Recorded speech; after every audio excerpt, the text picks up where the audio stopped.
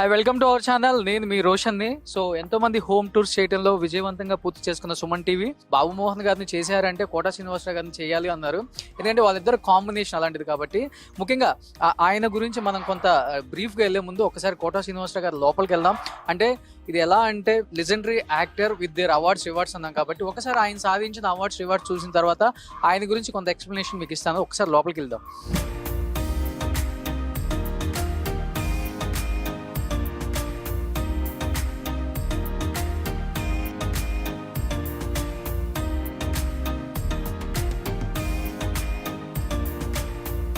So quota Srinivasarao గారి గురించి చెప్పుకోవాలి అంటే సో నటనలో తనకు తానే సాటి, విభిన్న పాత్రలు చేయటంలో ఎవరూ రాదు తనకు పోటీ.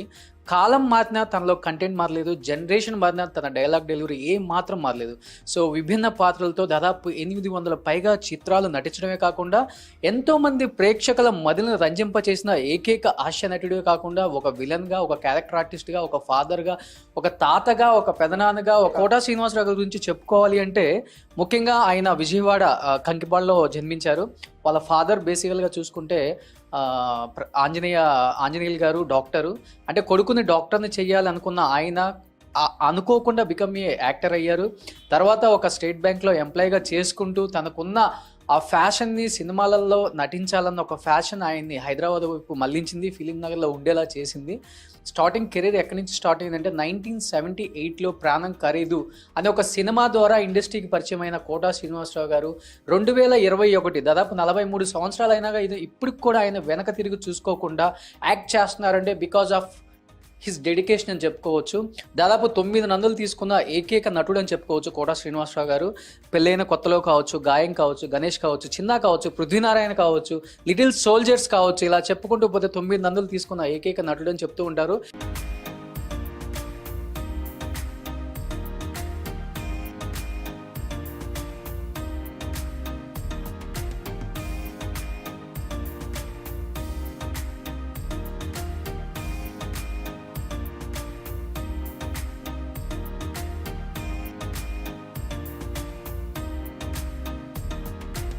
సో పద్మశ్రీ కూడా కోటా శ్రీనివాసరావు గారికి సాదా సీదాగా ఇవ్వలేదండి.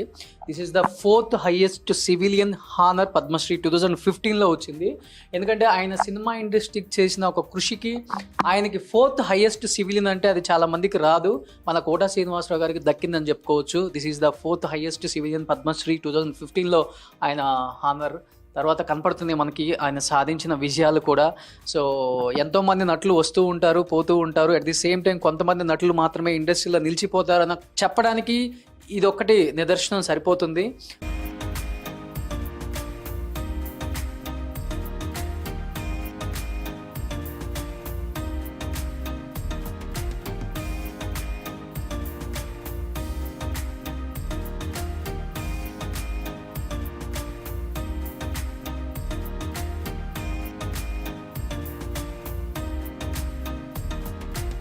ఒక బ్యాంక్ ఎంప్లాయ్ ఈరోజు ఇండస్ట్రీనే కాకుండా దాదాపు తెలుగు రాష్ట్రాలలోనే కాకుండా దాదాపు ఇండియాలో ఉన్న ప్రతి ఒక్కరు కూడా ప్రేమించే ఏకైక నటులు అని చెప్తూ ఉంటారు. ముఖ్యంగా కోటా గారు, బాబు మోహన్ గారు కాంబినేషన్ అంటే హిలరియస్ కామెడీ. సో వాళ్ళ గురించి చెప్పాలి అంటే తమిళ్లో మనకి కౌండమణి సెంధిల్ గారు ఎట్లానో ఇక్కడ మనకు తెలుగులో అలరించిన ఏకైక హాస్య నటులు వీళ్ళిద్దరు. సో కోటా గారు లేకపోతే బాబు మోహన్ గారిని చూడలేం, బాబు మోహన్ గారు లేకపోతే కోటా గారు చూడలేం అన్నట్లుగా నటించిన ఎన్నో సినిమాలు వాళ్ళిద్దరు super duper hit combinations. Sir నమస్కారం సార్. సో కోటా గారి గురించి చెప్పాలి అంటే ఆయన అవార్డులు చాలు, ఆయన గురించి మనం ఎక్స్ప్లెయిన్ చేయనంతగా ఇల్లు అవార్డ్స్తో నిండిపోయింది. ఎలా అనిపిస్తుంది నంది అవార్డ్స్ చూసినప్పుడు మీకు? ఏముందండి, మనం పడ్డ కష్టం తెలుస్తుంది. అదృష్టం తలుచుకునే మనిషికి మంచి భగవంతుడు ఈ అదృష్టాన్ని కలిగించాడు అనిపిస్తుంటుంది. ఏముంటుంది దాంట్లో. నేనైతే గొప్పగా అనుకోను, నాకు ప్రాప్తం ఉంది, వచ్చింది. నాకంటే మహానటులు ఎంతమంది లేరు, వాళ్ళకి లేనిది ఏదో నాకు వచ్చింది కాబట్టి నాకు వచ్చింది, వాళ్ళకి రాందని తృప్తిపడాలి. కానీ కొంచెం నాకు వచ్చింది అనుకుంటే ఏముంది దానివల్ల. ఇప్పుడు ఈ 8 పెద్ద నందులు ఉన్నాయి కదా, ఇవన్నీ మెయిన్ మన నంది అవార్డ్స్ అండి. ఆ పైన ఒకటి చూడండి, చుంచులాగా చిన్నది మధ్యలో, అది జూరీ అవార్డు ఏదో అంటారు కదా, అది మొట్టమొదట ఎన్టీ రామారావు గారు ఉన్నప్పుడు అట్లాంటివి ఇచ్చాడు. ఇంతంత నందులేదు కానీ చిన్నవని ఇచ్చారు. అప్పుడు అది మొట్టమొదటిది. తర్వాత ఇవన్నీ 8 వచ్చిన తర్వాత ఏమిటో పర్టికులర్స్ కూడా నాకు కూడా జ్ఞాపకం లేదు ఏంటి అనేది. అవార్డ్స్ వచ్చినాయని అనుకోవటం కంటే కూడా మనకు ఒక తృప్తి ఉంటుంది కదండి. పెద్దవాళ్ళు అవుతున్నాం, ఏమిటి మనం సాధించంటే వీటి ముందు కూర్చుని కాసేపు ఎప్పుడన్నా అది మంచిగా ఆలోచించుకుని, ఇగో ఈ సినిమాకి ఎంత కష్టపడ్డాను, ఈ సినిమాకి పొరపాటు చేశాను, లేకపోతే ఈ సినిమాకి మంచి చేశాను, డైరెక్టర్ గారు ఇలా చేశారు, ప్రొడ్యూసర్ గారు ఇలా చూసినప్పుడు గుర్తొస్తుంటుంది. మరి లేకపోతే ఏముందని కాలక్షేపం ఉండాలి కదా. ఇవన్నీనేమో మా మనవాళ్ళండి. సూపర్.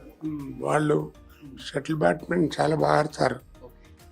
పెద్దవాడు రెండోవాడు ఇద్దరు బాగా ఆడతారు పిల్లలు.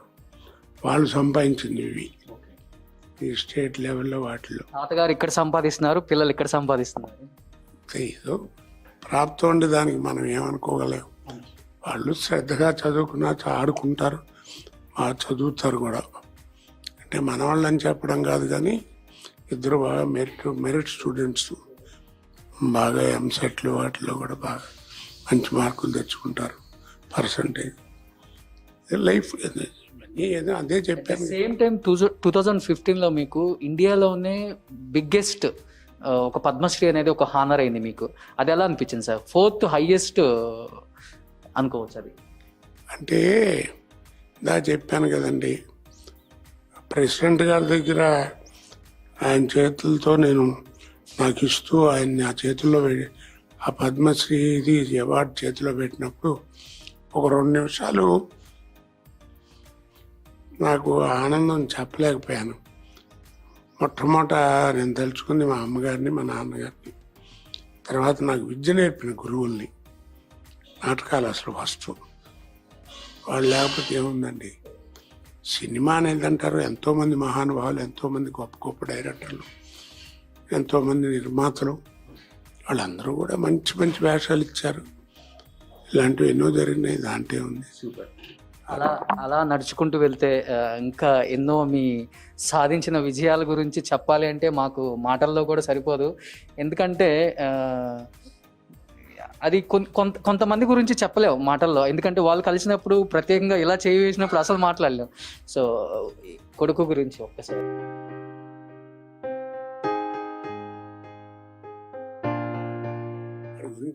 నాన్నగారి పేరే పెట్టుకున్నారు కదా, మీ నాన్నగారి పేరు? కలిసి వచ్చేట్టుగా ఆంజనేయ ప్రసాద్ గారు. మా నాన్నగారి పేరు కోట సీతారామాంజనేయులు. మా అబ్బాయి వాడు పుట్టంగానే ఇట్లా అబ్బాయి పుట్టాడు అని చెప్తే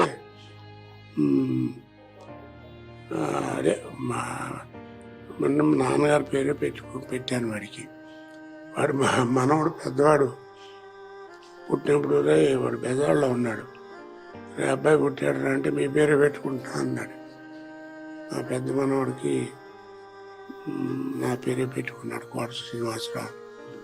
వాడి గురించి ఏం చెప్పండి, ఏం చెప్పుకుంటే సుఖంగా ఉంది. ఇట్స్ ఎ గ్రేట్ లాస్ నాకు, నా కోడలికి, నా ఫ్యామిలీకి, అందరికీ. ముఖ్యంగా నాకు, నా కోడలకి తప్పదు కదా, పిల్లలు పాపం.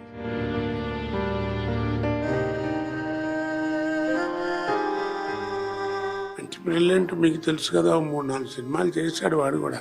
దాయం 2లో మీతో పాటు యాక్ట్ చేశాడు, సిద్ధంలో జేడి చక్రవర్తి గారితో యాక్ట్ చేశాడు.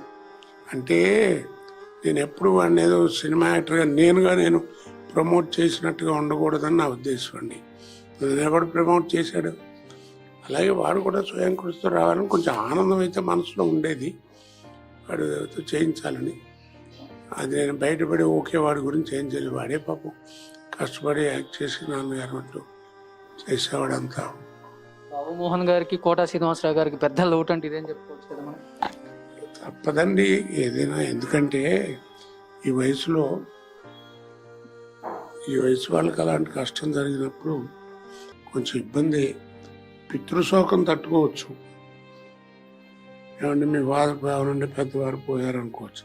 పుత్రశోకం తట్టుకోవడం చాలా కష్టం అండి. ఈ వయసులో కొడుకు లేకపోవడం, అందులో ఒక్కడే ఉంటారు నాకు, వాడు కాస్త పోవడం చాలా ఇబ్బంది అండి. అది వర్ణాతీత ఏం చెప్తాం, అలాంటి అభాగ్యులు ఎంతోమంది ఉంటారు.